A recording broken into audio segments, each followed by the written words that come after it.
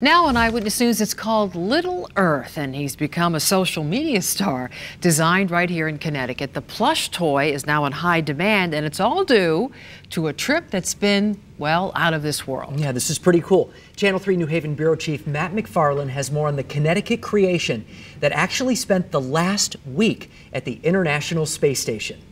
It's still hard to grasp, and it's been exceptionally exciting. I mean, we never expected it. But Jonathan Silber, a New Haven-based judge and mediator, says he and his family are over the moon after watching Earth, part of their Celestial Buddies plush toy line, become an instant star with a trip to the International Space Station. All of a sudden, Elon Musk decided he was going to send what he called a super high-tech zero-gravity detector into space on the SpaceX rocket on Friday night. And since then, just like Earth, the demand for this plush planetary pal skyrocketed.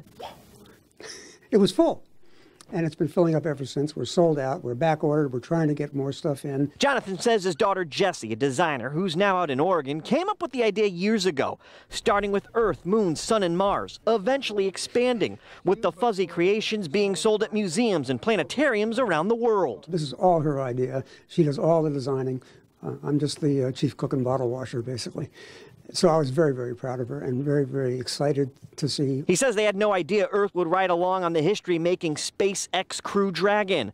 But now that it's at the International Space Station, Earth's been getting the full tour, with NASA astronaut Ann McClain tweeting out photos of the toy, which sells for $21.99. I've got about 500 individual orders from people backed up, and then the museums and others that are interested in our product are also, instead of ordering 12 at a time, we're trying to order 100 at a time. And the wild ride isn't over yet. After spending 5 days at the space station, Crew Dragon will head home.